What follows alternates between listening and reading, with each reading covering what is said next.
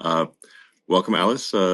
Thank you for joining Spaces, and I look forward to this discussion. And perhaps we could start by outlining, if you could outline what AfD's platform is, what are the main things you're aiming for, where does Germany need change, and just to educate people who have never heard of AfD or AfD, if it's German, and a lot of people, especially in America, have never heard of AfD, so perhaps this would be very helpful.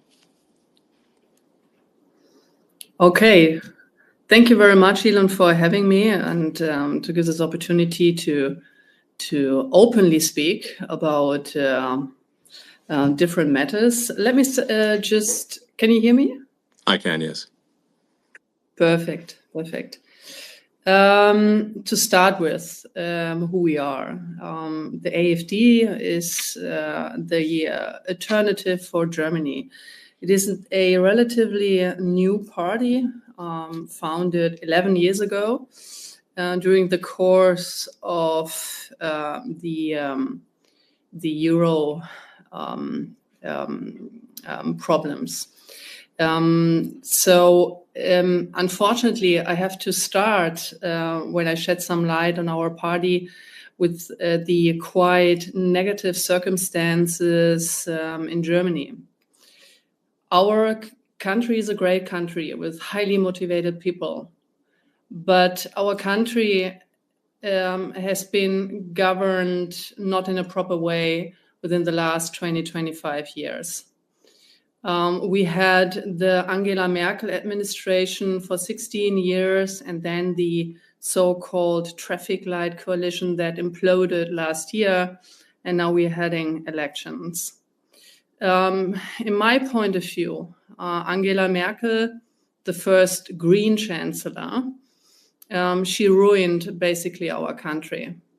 She enforced, without asking the people, she enforced to open our borders for illegal immigration in 2015. She wrecked and destroyed our backbone in terms of obnoxious energy policy. For the foreign listeners here in this audience, Germany is the only industrial country that unplugged the nuclear power plant.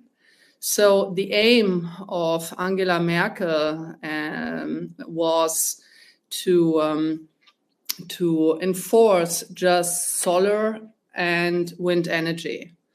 And you don't need to be very smart to encounter that you cannot run an industrial country with just wind and solar, because you don't have any energy and electricity when the sun doesn't shine and when the wind doesn't blow. And this is a major problem. Yeah, I mean, obviously, I'm a big fan of solar energy, but clearly, if a country is at a very high latitude, then the amount of solar power in the winter is going to be substantially reduced. And then, of course, there's a significant difference in the day-night cycle of energy usage. So a lot of power can be done with solar and with large-scale grid energy batteries. But it must be supplemented with other forms of power because there's not a lot of sunshine in the middle of winter in Germany. So the solution obviously must be a multifaceted solution where there is certainly renewables, but also there does need to be some amount of fossil fuel energy and especially nuclear. I think nuclear is very much underrated. I think it was tragic for Germany to shut down the nuclear power plants. In fact, they're very well designed. And I think that the right move is, in fact, to increase the amount of nuclear power substantially in Germany. This would be great. And I think, yes, absolutely. Yeah. Mm-hmm. Yes, absolutely. That was the reason why I wanted to shed some light on the current situation. So in order to form an opinion what our party stand for, because this is exactly what you said. We stand for a energy energy supply diversification. We cannot run a industrial country like Germany with a still strong manufacturing base. To tell you the truth, our manufacturing production, it peaked in 2018 and it plummeted since then due to high energy costs. And you cannot run a country like that. So therefore, we say, look, we need to be technology open.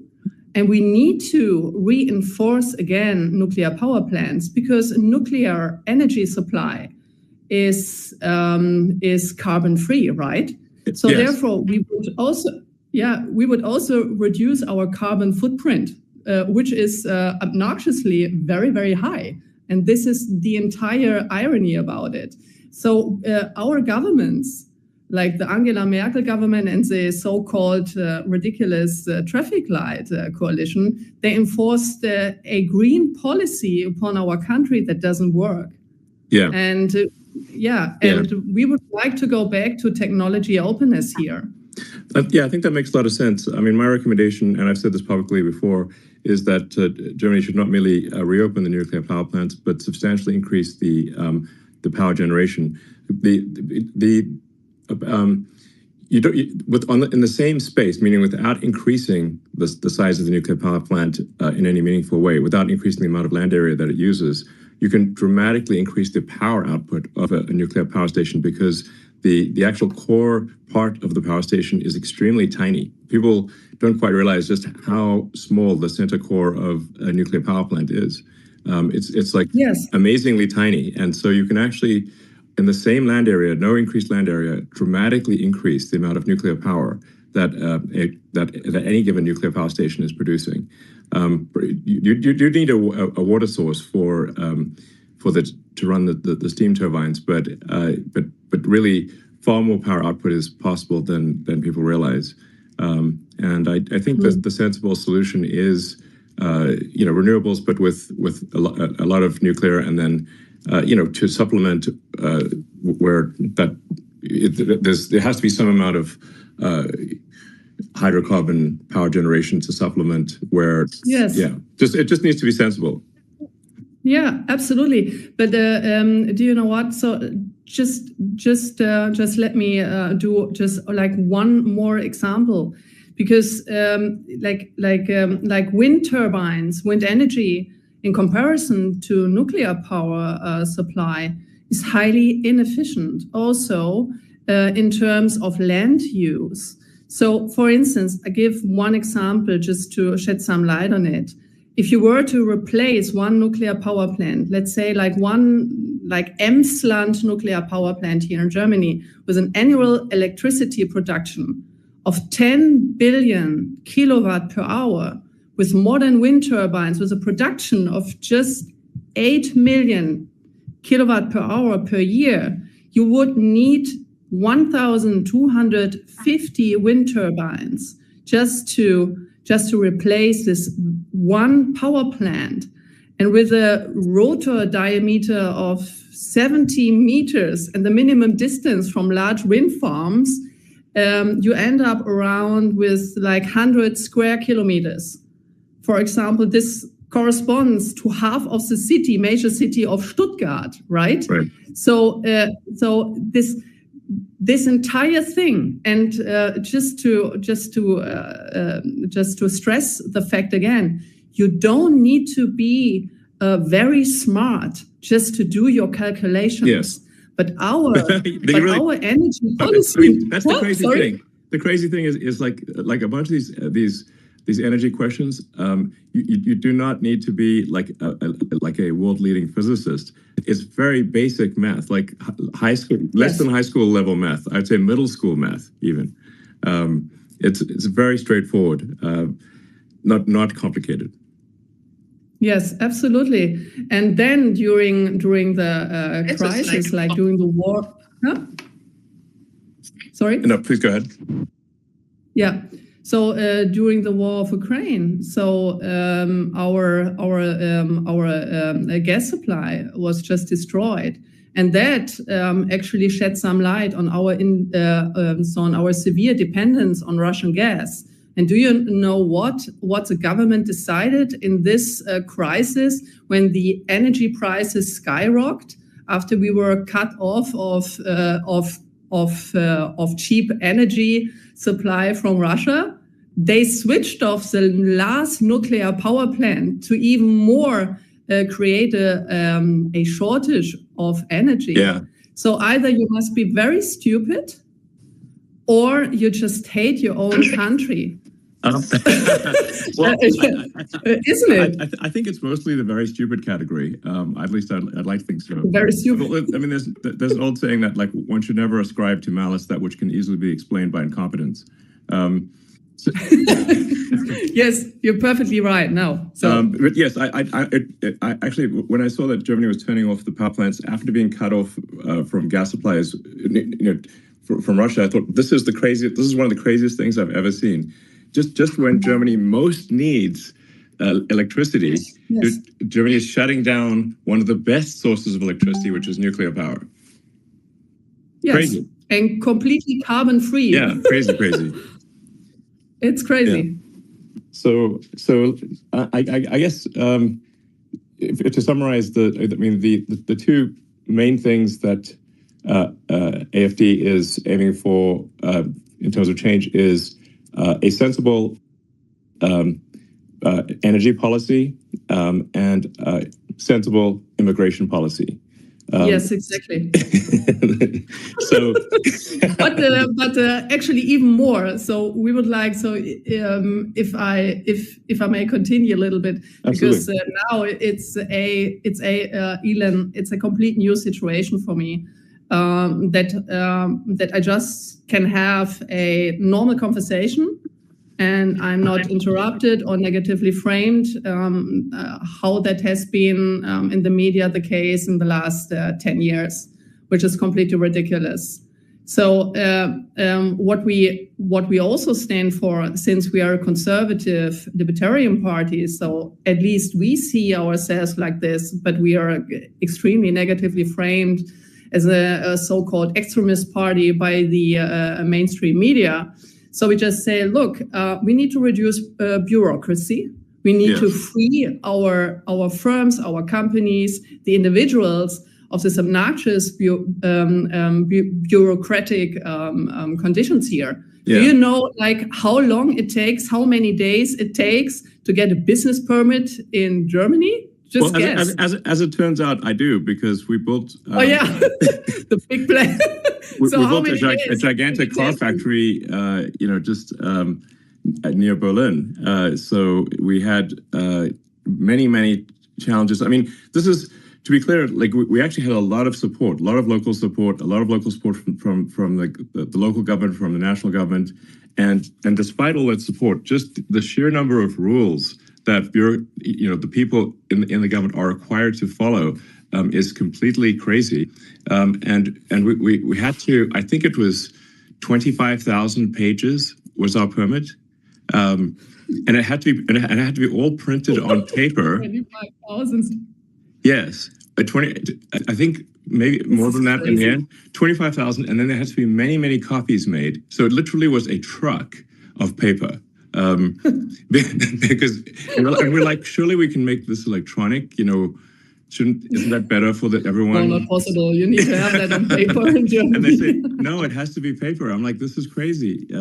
This is only a few years ago. It's not the distant past. I mean, it's like we're well into we're a quarter of the way through the 21st century. It's like, guys, let's just 25,000 actual printed pages, and then I believe every page needed to be stamped with a physical stamp. I mean, honestly, it's going to really tire somebody out to do so much stamping. Yeah. They're going to get some sort of repetitive stress injury. Yeah, they're going to get a repetitive stress injury from having to stamp so many people. Stress injuries. It's like just send them to the hospital or something. I mean, that's too much. Yeah. So, but I'm not trying to blame the sort of individuals who are doing this time, because they are just following the rules. So we have to change the rules, and there needs to be, I think, in my view, for all countries, but especially countries that have enjoyed prosperity for a long time, it is extremely important to have what I call sort of garbage collection of rules, which is to re-examine the rules and regulations and make sure that they are clearly a net good. And if there's any doubt about them being a net good, we should eliminate them. Because otherwise we get to this point where everything is illegal. And so it's just absolutely crazy. Absolutely. Absolutely. And it's not only about bureaucracy, it's also about taxes. Germany has the highest taxes. Yes. Of all OECD countries. So the normal German employee, he works more than half of a year for the state. You have to imagine that. You're right. Like with taxes plus Social Security. So more than half of the year you work for this dysfunctioning state, because like the state does not provide the vital provisions for the people here. So he doesn't provide for security. So we have like skyrocketing criminal rates here. Right. He doesn't care about education. So we have this same insane, wokish, leftish, socialist agenda in our educational system. So the young people, they don't learn anything in school, in university, etc. So they just learn about gender studies. Are you serious? And they just, yeah. No, really. I was under the impression that Germany had a pretty good education system that was quite rigorous with the gymnasium and all that sort of stuff. At least it used to at one point. Yes. So, but it sounds like this has I don't know, the woke mind virus has infected Germany quite badly. Yeah. So you have the international standard of PISA testing, right? So the PISA survey. Right. So Germany, like a couple of years ago, was okay scored. Okay. But now, so we just plummeted because the survey showed that young people are not able to properly do math or speak or write German. And in some states here in Germany, you have to imagine they just abolished the writing grades in terms to get the language grade, right? So you don't need to write German properly anymore because our entire educational system has been deteriorating. Wow. And that is also the reason, for instance, why young people, they vote for us now, because they want to have a proper education and they want to have back a proper educational system that provides the young people with capabilities. And that is also the reason why so my personal opinion is that we have to go back to a merit-based system, right? So we need to go back to a merit-based incentive system and to go away from all this socialist gender things being in our educational system. Right. The families and the parents, they have the responsibility of their children. And the schools and the university, they have the responsibility to give good education and not all this woke socialist nonsensical gender stuff. Sure. No, absolutely. I mean, the whole point of going to school is to learn useful skills that help you in life, help you be productive and understand the world. Yes. Otherwise, it's not a school. It's just a propaganda institution. True. Yeah. So, okay. Well, I mean, that makes a lot of sense. So, let's see. Yeah.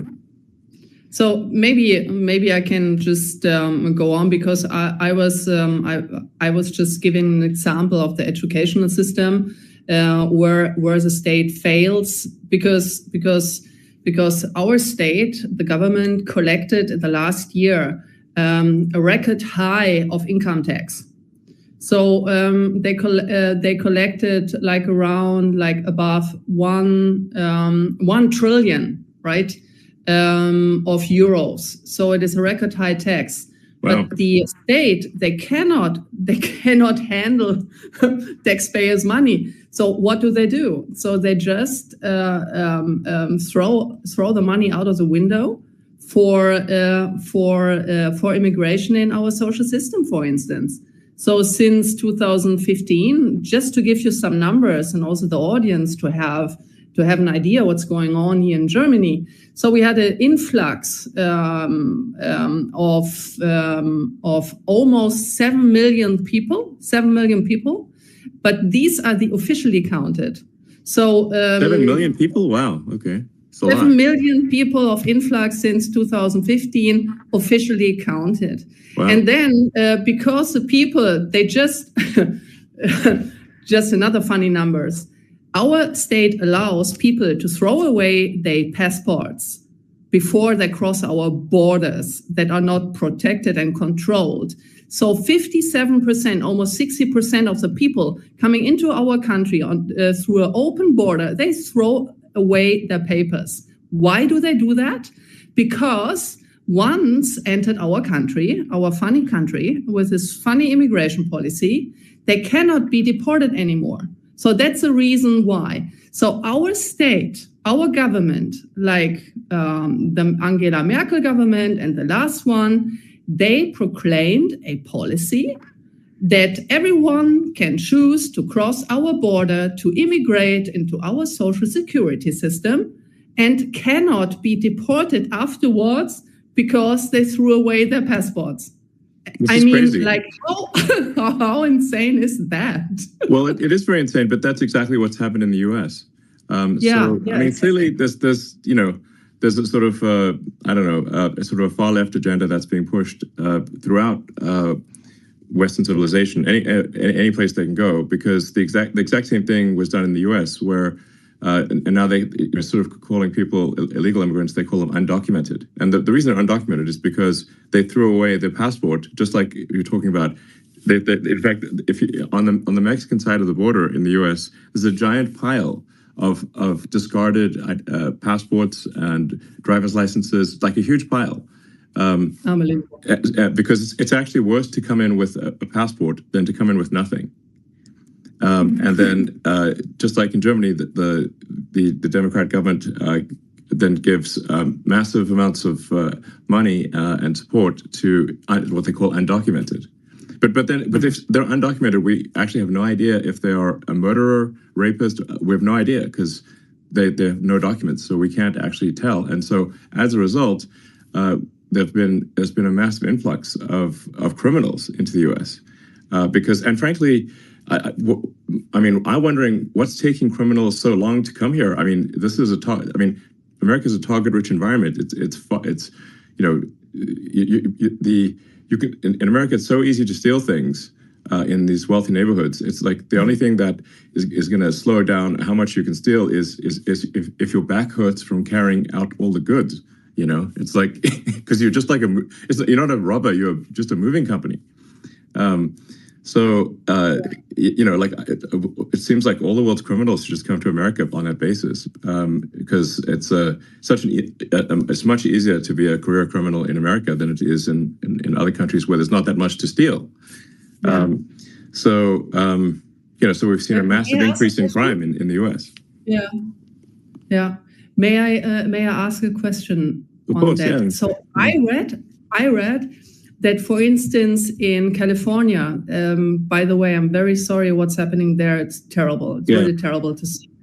It's terrible. But in the case of California, that they just lifted the prosecution of theft because you have so many cases of theft. Is it true? Yes. The de facto situation in California is that theft is almost never prosecuted. It's maybe 1% of the time is theft prosecuted, and even when it is prosecuted, the criminals are let out on bail immediately. So basically, theft is legal in California. It's crazy. It's crazy. Yeah. Now, there was recently a referendum in California to make stealing illegal again, which was and actually that was a very popular, and it passed. Because it was actually literally legal to steal anything under $1,000, which means people could just walk into a store at $1,000 at a time and take out anything they want. And if the storekeeper stopped them, the storekeeper would be arrested.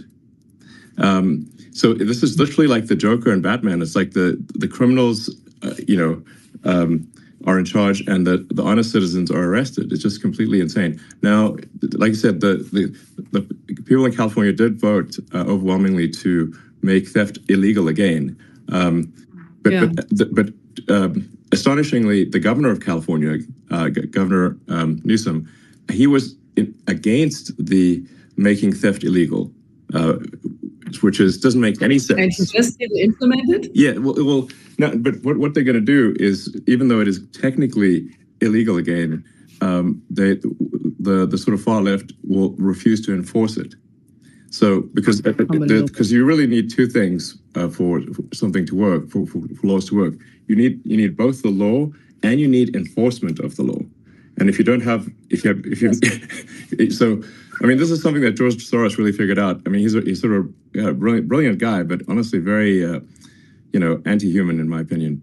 Is that you don't actually need to change the law; you just need to stop enforcement of the law, and that does the trick.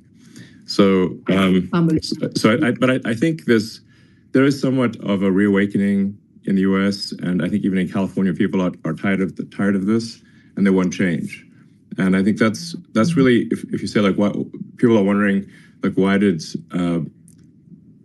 Donald Trump win? And it wasn't just a small victory. In the U.S. elections this year, President Trump won the Electoral College. He also won the popular vote, majority of the people.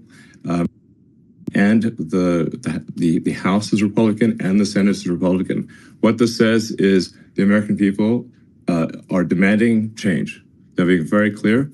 And my recommendation for the people in Germany is to do the same. If you are unhappy with the situation, you must vote for change. And that is why I'm really strongly recommending that people vote for AfD. That's my strong recommendation. And I think this is simply the sensible move.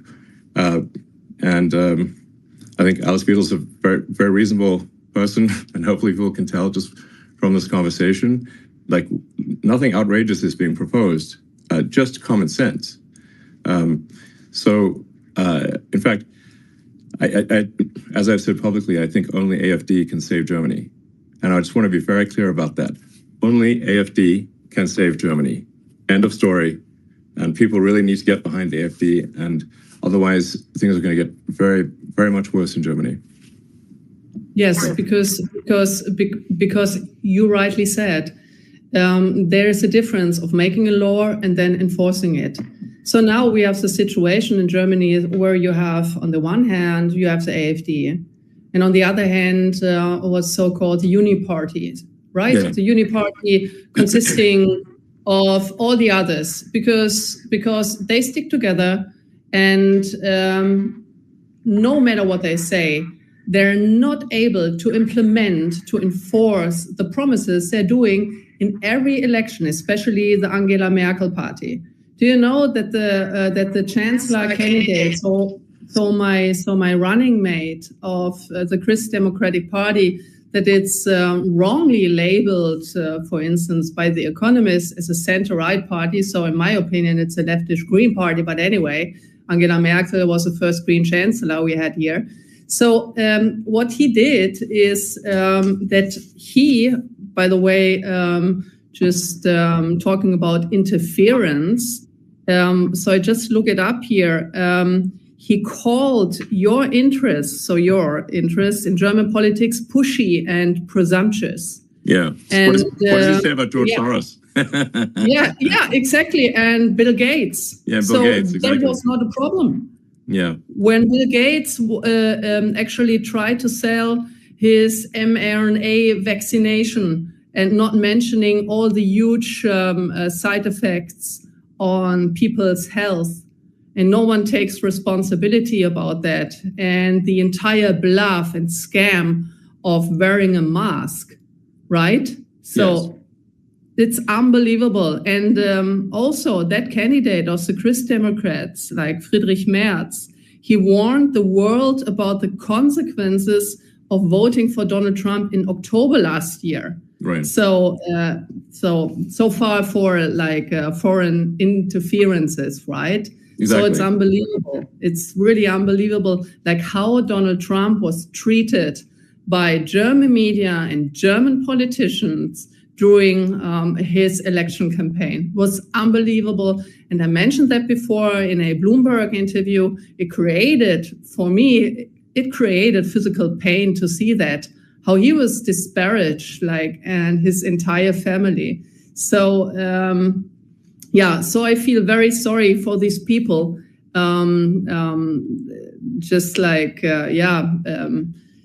saying negative things. And now, while we talk, 150 bureaucrats of the European Union are watching us, our conversation, to enforce this ridiculous Digital Services Act that is nothing else than a censorship on free speech. But free speech, right? Yes. And you said it, free speech is a precondition of democracy. Yeah. If you are not able to form a proper opinion and exchange opinions and ideas, and a democracy should be a competition of the best ideas, right? Absolutely. And compromises. Yes, exactly. Without freedom of speech, people are obviously not able to say what they want to say, and then they cannot make an informed vote. So if people are simply fed propaganda and have no access to what's really going on, then they can't make an informed vote, and then you don't have a real democracy. So that's why I say, free speech is the bedrock of democracy. There must be free speech in order for people to make an informed vote. So that's essential. And you can sort of, it's actually quite easy to tell who the bad guys are. It's like, who wants to shut down freedom of speech? They are the bad guys. It's very clear. Yes. And do you know what Adolf Hitler did? The first thing, he switched off free speech. Yes. So he controlled the media, and without that, he would have never been successful. Yes, exactly. Never been successful. Yes, but absolutely. This is what you do. Yeah, no, exactly. That was one of the first things he did was to control the media and imposed extreme censorship. And what he was trying to do was shut down any pro-Semitic media, anything pro-Semitic or any defense of the Jewish people was shut down. So we have to, like, very few, for those who want censorship, I think they should be careful what they ask for, because once you institute censorship, it's only a matter of time before that censorship is turned on you, and eventually they will censor you, and that's the danger. Because people love to censor things they don't agree with, but they don't realize that one day that censorship is going to be turned on them. So absolutely. Yeah. So I mean, you mentioned, of course, Hitler and whatnot.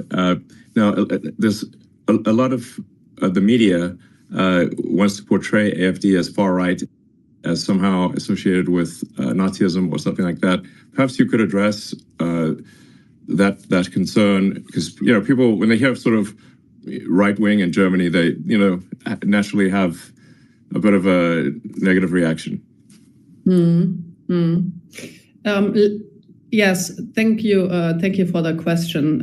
First of all, I would like to, since I'm a economist, I would like to shed some light on the idea, when we talk about Hitler, on the idea of the National Socialists. Back then, during the Third Reich, the National Socialists, as the word says, they were socialists. Yeah, Adolf very much Hitler so. considered Yeah.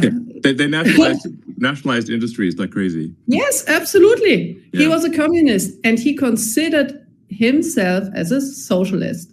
So what they did, they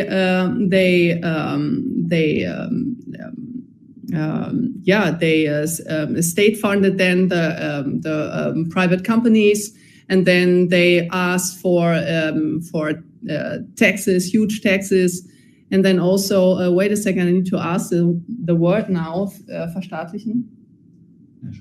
Yeah, nationalize the entire industry. Yeah, you said that before, and the biggest success after that terrible era in our history was to label Adolf Hitler as right and conservative. He was exactly the opposite. He wasn't a conservative. He wasn't a libertarian. He was a communist, socialist guy. Yeah. So full stop, no more comment on that. And we are exactly the opposite. We are a libertarian, conservative party. And see, look at this during during the discussion of this terrible Hamas attack on Israel. So only the leftish Palestinians, they criticize the policies here. So you have a deeply vested anti-Semitism within the leftish movement. And it was always that case. Why? And Adolf Hitler, he also played with that. He played with the envy of people. Jewish people have been highly educated, very cultivated, and they were successful. There were wealthy people back in Germany then. And then he enforced the envy of the population against these people. And it was a socialist measure taken against them. Look at Stalin. Look at the Soviet Union under Stalin, the very same thing. So he was nothing else than an anti-Semitic socialist. Yeah. And we are exactly the opposite. We are a libertarian conservative party. We are wrongly framed the entire time. And we would like to free the people of the state. I want to have independently thinking people, self-confident people. I would like to have a state that is minimized to his functions, and letting the people having their freedom of speech, freedom of wealth also, like generating wealth. With these obnoxiously high taxes, the state erodes the backbone of wealth, right? So the people are not able to accumulate wealth that make them independent from the state. Right. So I would like to have independently thinking, well-educated people who have the freedom to form their own opinion. I want to have strong leaders in Germany. I don't want to have stupid, weak leaders as we had in the last couple of years, because these people cannot think straightly. And they're a big danger. Look at the war in Ukraine now. Yeah. They're a big danger to our national security and to actually to the entire European security. This is also my hope in Donald Trump and in your administration, that you end that terrible war, this worthless dying of young people every day, like as fast as you can, because the Europeans, they cannot. They're actually given up on everything, like on a good military, on a good negotiation power. They completely depend on the US in the sense of, the USA need to do the entire job. We don't need to do anything. We just escalate the entire conflict against Russia. It's very dangerous what's going on here, and only you can basically stop it. Yeah, I think President Trump is going to solve that conflict, I think, very quickly. As you point out, it's now been in somewhat of a stalemate for a few years, and all that's happened over the past few years is hundreds of thousands of people dying, but for no gains. And the longer this conflict goes on, the more Ukraine weakens relative to Russia. I mean, Ukraine is a much smaller country. It simply cannot afford the losses relative to Russia. Russia has, it's just, this is, the longer this drags on, the worse it is for Ukraine. And then you've got all these poor, men dying for nothing. Why? I hope this can be this terrible conflict can be resolved quickly, and I think it will be under President Trump.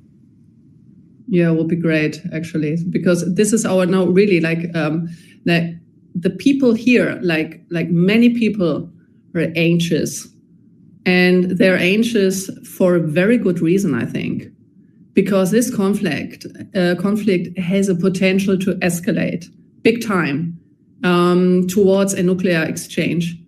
And here, the European governments, they have no measure, they have no strategy, they have no red line, no storyline of their foreign and security policy towards Russia, towards Ukraine. Yeah. They have no strategy to end that, and they don't have the military power, right? So they underspend the budget to NATO, right? For decades, yeah. like for a very long time. Like the average, for instance, of Germany, because the share of GDP is supposed to be 2%. So Germany, on average, I think it was just like slightly above 1%. So Germany didn't contribute. But Germany is also not prudent of the defendants of our own country. So this is the second thing.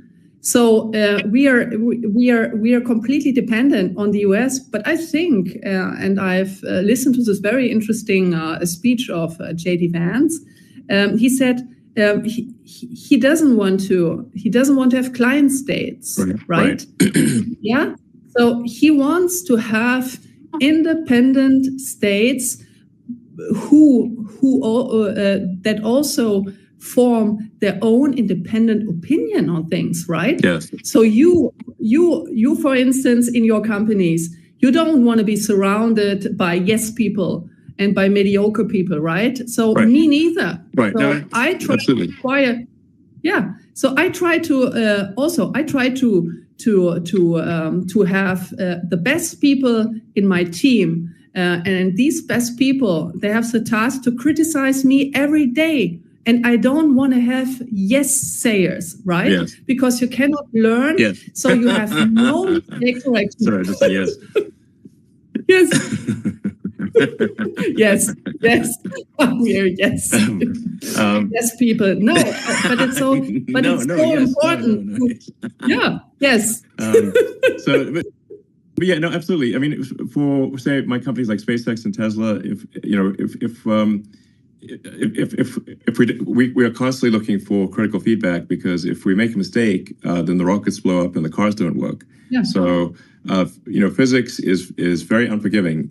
There's I say, like, really physics is the law, and everything else is a recommendation, because I've seen people break every kind of law, but I haven't seen them break physics. And so if you don't get the design of the rocket and the operation of the rocket exactly right, and if even one thing is wrong, the rocket explodes. So, that's why I'm a strong believer in seeking critical feedback. And in fact, I think critical feedback should be viewed as a gift. Yes. Yes. Yes. So no. But just to continue on that topic. So if you don't have that feedback loop, so your rocket may explode, right? But here in this critical phase of this terrible war in the Ukraine, many people may die due to these stupid policies that have many been people made. have died. Yeah, indeed. So, well, I mean, let's touch on some maybe potential what people may view as hot button issues. Like, what are your views on Israel? Oh, very complicated. Okay, we have time. No, really, like the more I read about the Middle East and the situation in Israel, the more complicated it gets. And to be honest, I wanted to ask you about a potential solution, because to be honest, like in my humble opinion, I don't see a solution. So maybe Israel have to find some alliances with the Sunni states, maybe if possible. To be honest, from my point of view, like from my perspective, it's a very complicated situation. And I don't, I'm not this person, I'm not a politician. If you ask a question that I do this, blah, blah, blah. Sure. I really say what I think to do honest politics. And to be honest, I don't know. To be very frank, I don't know how to solve the conflict at this point in time, and I hope maybe you have an answer on that. Sorry for being dissatisfactory, but it's so complicated, and I want to give prudent answer. And in case of Israel, I don't know how to resolve this conflict, to be honest. Well, I guess maybe another way to say it is, do you unequivocally support the existence of the State of Israel? Yes, of course. Okay, that's what people want to know.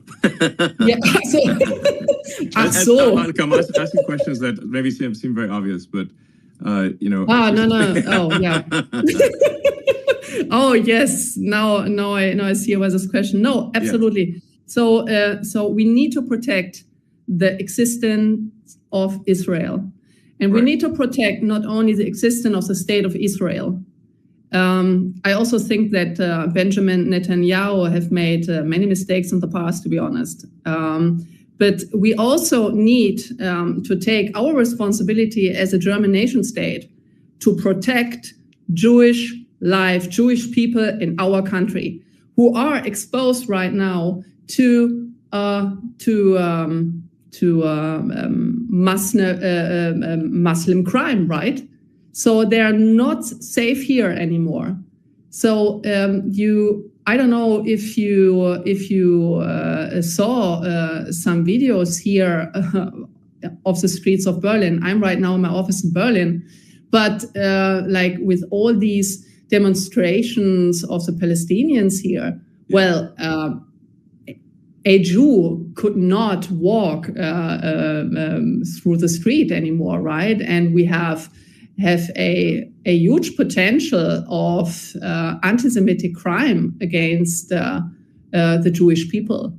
And to be very frank here, the AfD is the only protector, and I'm saying that like very frankly. The Alternative für Deutschland, the AfD, can only be the only protector of the Jewish people within here in Germany, because the Uni-Party, all other parties, they did exactly the opposite. They let like millions of people in. They let them do crimes on our streets, like the crime rate are skyrocketing. And so the Jewish people, they leave our country. When I talk to my Jewish friends who live in Germany and in Switzerland and in France and in Austria, they were very afraid after the Hamas attack on the 7th of October, because they were afraid that they would likely to be attacked by Palestinians, by Hamas supporters, or by the Antifa, or by the leftist terrorists. I don't know. But they were very afraid, very sensitive from going on the streets. And we step up for these people, even though the opposite in the mainstream media, the opposite is claimed. Yes, but no, absolutely. This is not true. It's just a lie about our party. Yes, I think that's what I wanted to just make it clear, that that AfD is being massively misrepresented, especially in the Western media. Obviously I very much support the State of Israel, but I also believe that we want to be mindful and have empathy for civilians who are dying as well. When I've had conversations with Prime Minister Netanyahu, and I think we're largely agreed. I mean, there's three steps, which is like there's no choice but to eliminate those who wish to eliminate the state of Israel. Hamas essentially, but then and then the second step is to fix the education so that the Palestinians are not trained from when they are children to hate and want the death of Israel. So you've got to fix the education system, and then the third thing, which is also very important, is to make the Palestinian areas prosperous. This third step is very important. And this is maybe the hardest step, which is, but you have to have that third step. You have to bring prosperity. You have to help rebuild, and you have to bring prosperity. And I've had this conversation with many people in Israel. I said that third step is essential. And they've asked me, well, when has this worked? And I'm like, well, I'll give you a very big example. After World War I, the Treaty of Versailles was extremely unfair to Germany, and it created a massive amount of resentment. And the Treaty of Versailles laid the foundation with its extreme reparations laid the foundation for World War II. Without the Treaty of Versailles, Hitler would not have succeeded. Yes, true. Yes, but if you look at then the lesson was learned. So then after World War II, when Germany and Japan were defeated, the U.S. actually helped rebuild Japan and Germany, providing financial support to rebuild Japan and Germany. And now Japan and Germany are allies. And this is a very important and fundamental lesson of history. Yes, you're absolutely right. When after the Hamas attack, I just opened Google Maps to have a look. Okay, what is the geographic situation there? And when you see the Gaza Strip, right? It's a Gaza Strip which is just locked in, with no resources and not even water supplies. So there can be cut off a water supply and other supplies, just like instantaneously. And this construction also like just having a look like from a geographic perspective, you don't need to be very smart that this is not going to work out. And to make this area wealthy with specific measure being taken, it's a very vital first step. Yeah, I think it's essential, and it requires overriding the natural human instinct for reciprocity, which is that to basically an eye for an eye. But the problem with that, an eye for an eye, is that if you keep doing that, an eye for an eye, as the saying goes, an eye for an eye makes everyone blind. That's why I think there's great wisdom to forgiveness. You need both strength and forgiveness. But this is the only way to stop the endless cycle of violence. It's a very nice sentence. Like the eye for an eye makes everyone blind. Yeah, exactly. So, so hopefully that can be the future. That's the best future I can think of. I think there's not some other future that works. So how about, may I ask you another question, because we just jumped topics. What is your point of view? We stopped that your administration will end the war in Ukraine very swiftly. But what is your perspective on the instruments and measures that could be taken? So would you like to talk about it? Can you talk about it? little bit? So what we could expect? Yeah. Well, this, to be clear, I mean, this is up to President Trump. You know, he is the commander-in-chief, and so it's really, you know, up to him. So I don't want to speak for him. So, but I you know, I do think that there is a path here to a resolution, and but it does require strong leadership in the United States in order to get this done. So, yeah. But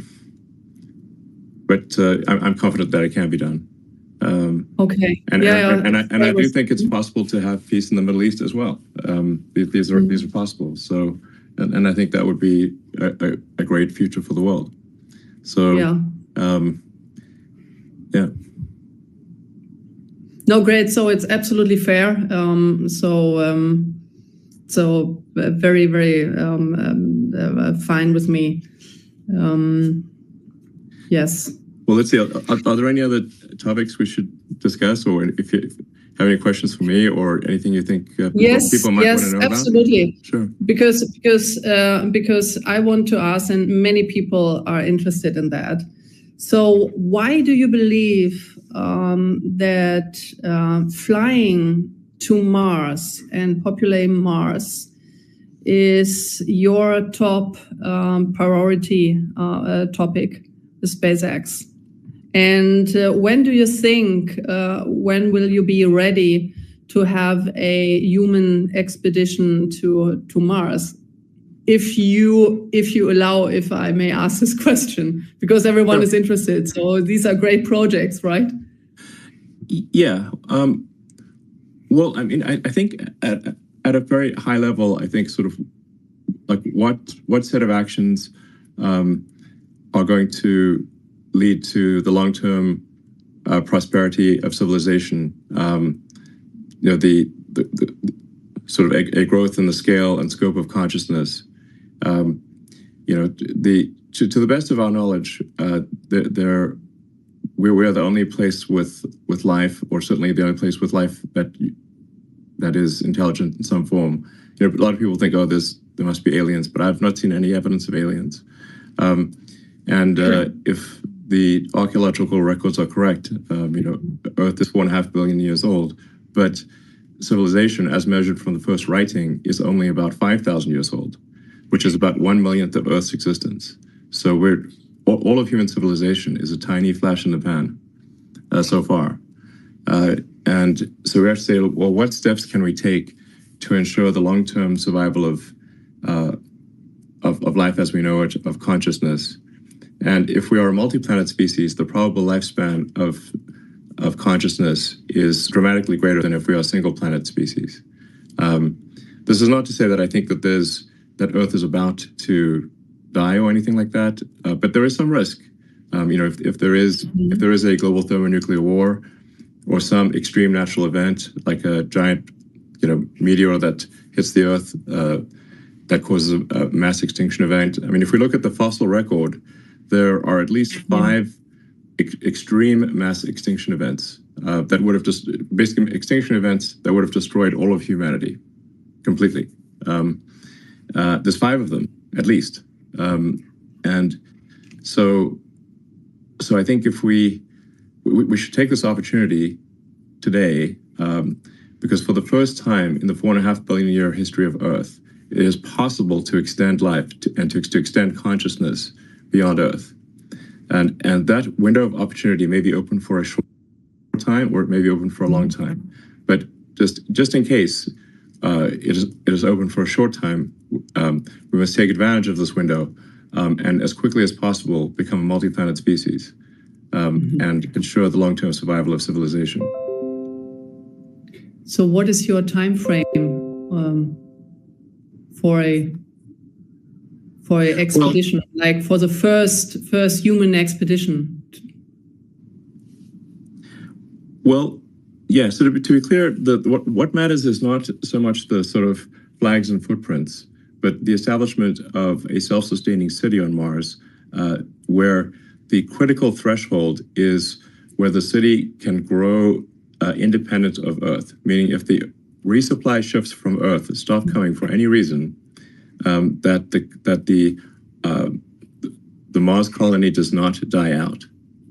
That's if we are able to reach that point, then we have passed one of the very important and fundamental Fermi great filters.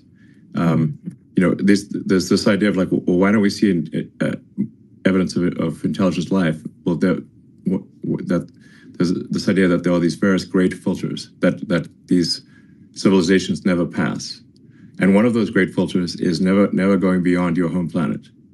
So if we can pass the Fermi great filter of being a single planet species, and to be clear, if we are a single planet species, it is just a matter of time before we are annihilated. One can argue about how long it will take, but eventually there will be something that happens that annihilates civilization. It might be very far in the future, but we simply know from the fossil record, as I mentioned, that there have been at least 5 mass natural extinction events. And I think there's added risk for humans that we could destroy ourselves, because the dinosaurs did not have thermonuclear weapons. So they also didn't have spaceships. So we've got the risk of thermonuclear war that could destroy everyone, but we also have spaceships that can make life multiplanetary. And but to answer your question more directly, I think we can send uncrewed starships to Mars in approximately 2 years. So Earth and Mars Earth and Mars align for planetary transfer roughly every 6 months. Every 2 years, every 26 months. 2 years. 2 years. Yes. So the Earth obviously takes a year to go around the sun. Mars takes approximately 2 years. And obviously one cannot go to Mars when it is on the other side of the sun from Earth. Yeah. So we have to wait for when Mars is in roughly the same quadrant of the solar system as Earth.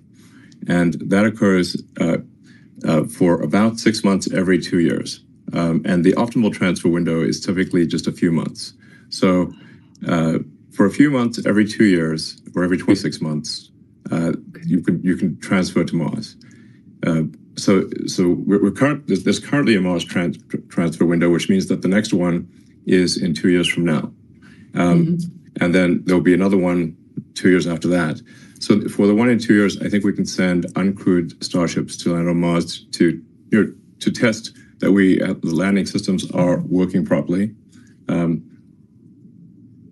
We want to make sure that we don't add more craters to Mars. Yeah, that would be good. The crater count increment must be 0, and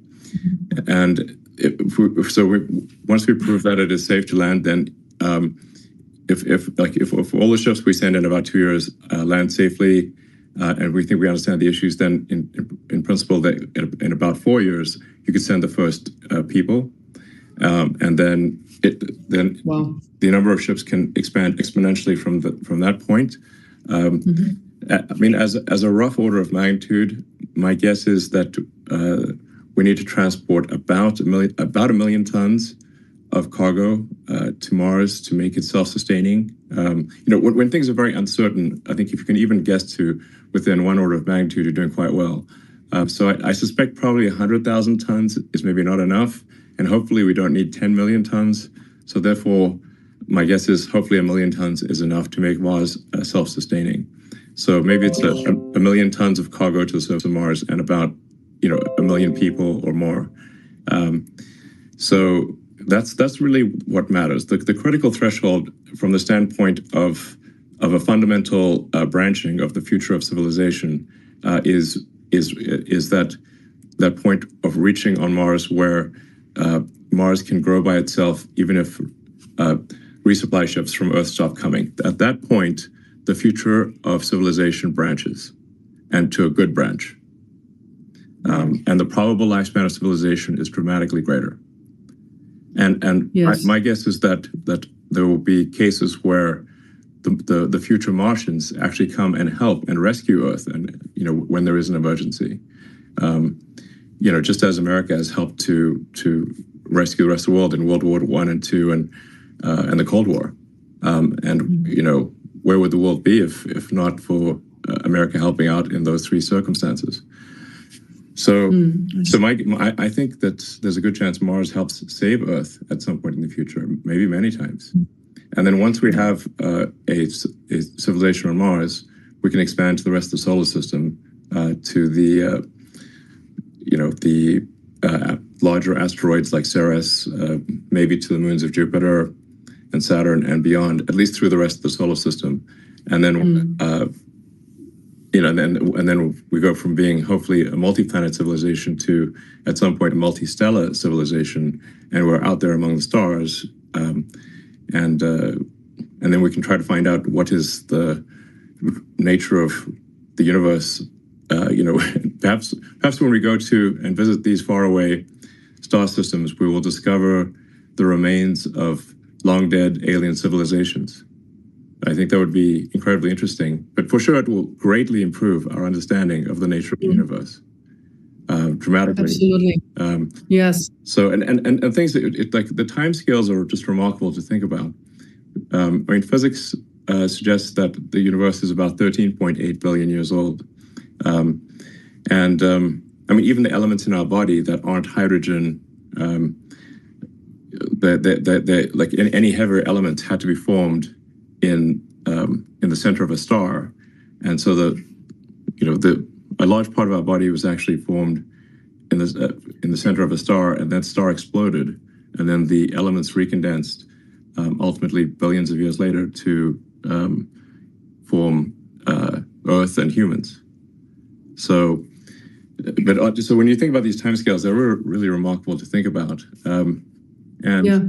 But a civilization that lasted 1 million years. So our civilization, like I said, I think a good metric for saying when does a civilization start, I think, is maybe writing. If you're going to pick anything, I'd pick that. That's only 5,000 years ago. So for a civilization to, like, let's say, last an incremental 1 million years, that's an enormous amount of time as compared to the length of human civilization, but it's very small compared to the age of the universe. You'd have to go 3 digits past the decimal point of 13.8 billion years just to increment 1 million years. So I think we may find, when we go out there and explore these star systems, that there were alien civilizations. Maybe they lasted for millions of years, much longer than we've lasted. And I think any civilization that can last 1 million years is going to be in the Hall of Fame. This is an incredibly long time. Anyway, and I think as for humanity, we don't want to be one of those lame one-planet civilizations. Like, any self-respecting civilization should have at least 2 planets. So that's what we should aim for. Wow. If you so you just said that the human body comprises of elements, often exploded and then reordered elements, right? So do you think that this coincidentally happened, or do you believe in God? I'm just curious, because many people say, okay, this cannot have been a coincidence. That cannot, right? So it just could have been God. So do you believe in God? Well, I'm open to believing in things proportionate to the information that I receive. So, I guess I have sort of a physics view of reality, which is, I guess I'm trying to understand the universe as much as possible, to understand what's going on. I'm certainly open to the idea of God, and if you say, like, well, where did the universe come from? How is it created? I suppose there would be some entity that you could call God. I don't know. But that's a separate question from, say, is there some entity that is observing our daily actions and rendering a moral verdict on what we do from day to day? that doesn't appear to be the case because, you know, at least there's some very evil things that happen in the world. And if there's someone observing us on a moral basis continually, then it does seem odd that some very evil things are allowed to occur. But maybe that is the case. I don't know. I try to form my opinions based on what I learn. And as I learn more, I aspire to change my views to match what I learn. Yeah, same here. To be honest, I'm still on a search. I don't know what to believe. So it's called maybe a agnostic. And but it's very interesting to see how the world and also the universe evolved. It was incredibly interesting to listen to your visions. It's quite a vision for every one of us. Yeah, I would say that what I have is a philosophy of curiosity. So I'm curious about the nature of the universe. And I would say I subscribe to the Douglas Adams School of Philosophy that was described in The Hitchhiker's Guide to the Galaxy. In that book, the Earth was sort of a giant computer that was trying to answer the question, what is the meaning of life? And then it comes back with 42, and they're like, what does 42 mean? And it's actually the answer is the easy part, and the question is the hard part. That was actually quite an illuminating thing for me, because I had a sort of an existential crisis when I was, 12 or 13 about the meaning of life. And, I read many of the religious texts and the books on philosophy. It's like reading Schopenhauer, Nietzsche and whatnot, which is a bit depressing if you're to read as a child. Ultimately, why? Well, why? They're a bit negative. At times, it's actually, it makes more sense reading it as an adult. But then I read The Hitchhiker's Guide to the Galaxy, which is really a book in philosophy in the form of humor, and I think it kind of really that I thought was very insightful. That we should basically try to understand the nature of the universe, and in fact understand even what questions to ask about the answer that is the universe.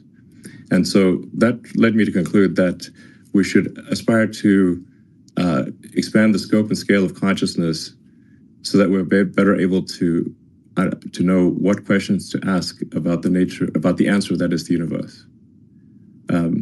So we should just seem to take the set of actions that lead to a greater understanding of the universe.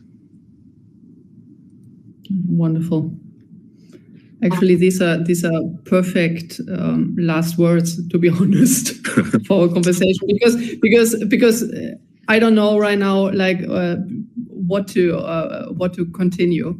Because because these words are so beautiful. So I would just like screw it up. And it was wonderful. It was wonderful talking to you and listening to your views of mankind, and also to have an idea of your vision. It's very visionary, and Well, thank you so much. Well, it's been a pleasure speaking, and I hope people listen to this conversation and find it helpful. All right, thanks everyone. Thank you, everyone. Thank you, Elon. Bye. Thanks.